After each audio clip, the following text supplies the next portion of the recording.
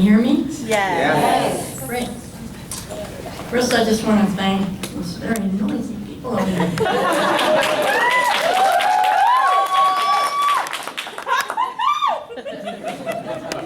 And especially Linda, who's led us for the whole week and done a great job. Thank you. Okay, here we go.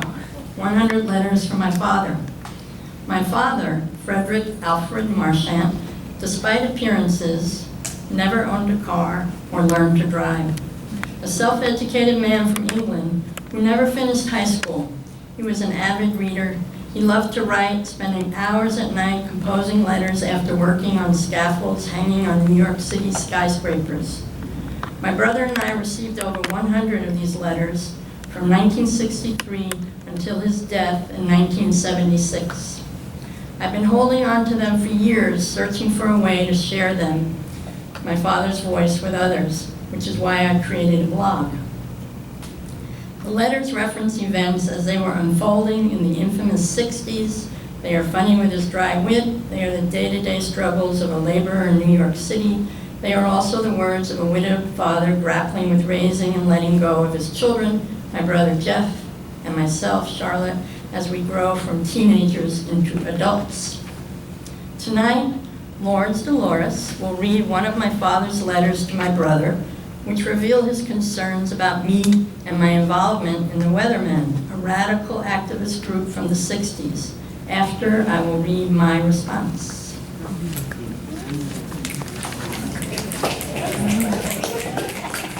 Thursday, December 11, 1969. Greetings, Jeff. I suppose you know by now how Charlotte's case came out. Anyway, I'll give you a brief outline. She came off fairly light in Chicago, 30 days, no fine. The lawyer in Pittsburgh got the subpoena lifted from there, but she still has to stand trial on that rap, sometime in the near future. She's living at a Weatherman commune here in New York, but I see very little of her. She has a blind faith in the Weatherman and their program, sort of like the true believers have in the church. Afraid she'll develop the hard way, getting her lumps and bumps. Of course, this setup will be turned upside down in her lifetime, so she might as well become hardened. There'll be no sitting it out on the sidelines when things come to a head. The weather here is foul. Freezing one day, snowing the next, and then rain. Of course, if you're merely an observer, it isn't too bad. But when you're working out in it, the reaction is somewhat different. Hope I can get a layoff from this job soon, but the racket is booming. No new buildings, so the old ones are being restored. Housing here is non-existent. Landlords are having a Roman holiday.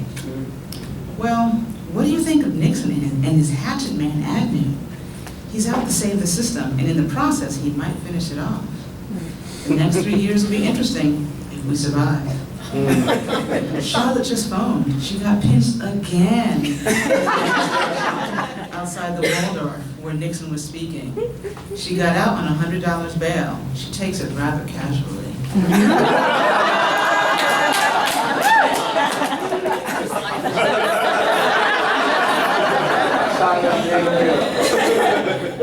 That group seems to judge their effectiveness by the size of the hole they put in the plate glass window.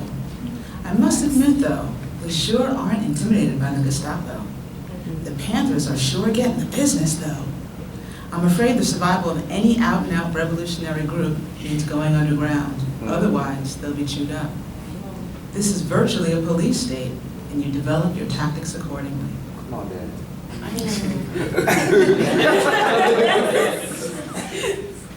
You're welcome to drop in here anytime. Plenty of room. I'm sure Charlotte would like to see you too. You'll be able to meet her group. If you need traveling money, let me know. Well, that's about it. I'd like to hear from you when you get a chance. Love, Dad.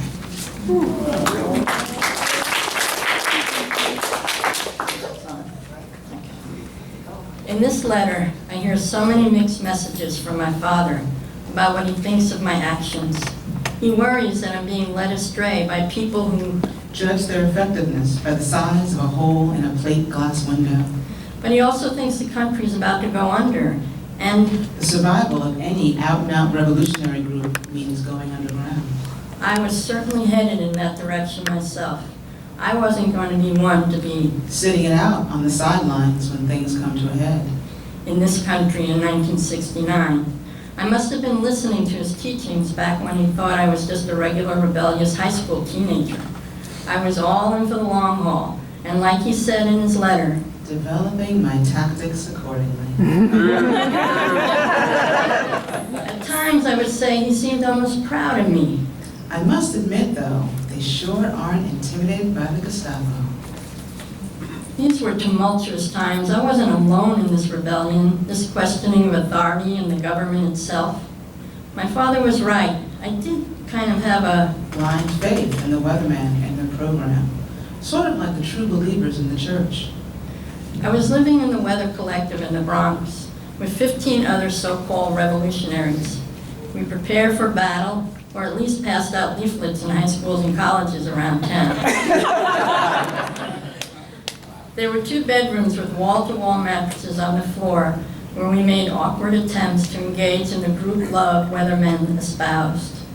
There I finally found the joy of sex with women as I maneuvered my way around the naked bodies on those mattresses.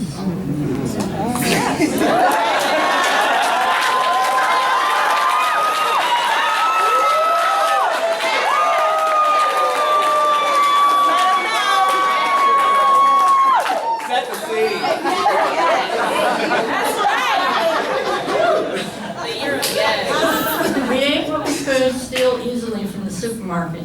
I felt lonely from my roots, visited old friends who still lived in the projects, got a homemade meal, and tried to organize them as well. So when weather politics turned to giving up on organizing the white working class, I felt conflicted about leaving behind my childhood friends, my neighbors, and of course, my own father. These were also folks I knew would harbor me if ever I needed a place to lay my head. When my brother received my father's letter, I had already completed 30 days in Chicago's Cook County Jail for rioting and resisting arrest during Weathermen's Days of Rage demonstration in October 1969. There I learned about the ingenious ways the inmates learned to communicate with other prisoners not on their block. I first heard the knocks on the metal venting in the day room from the male inmates on the floors below.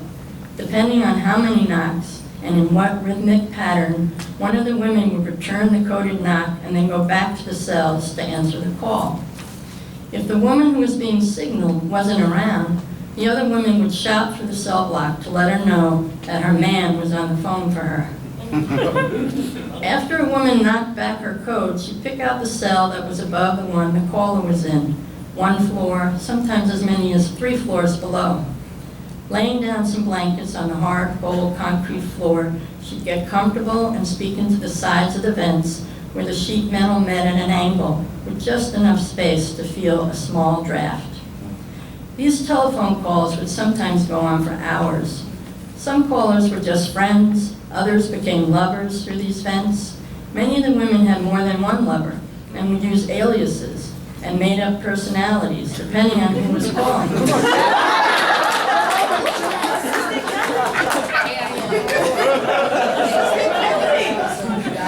They'd put one guy on hold and run to another cell to talk to someone else.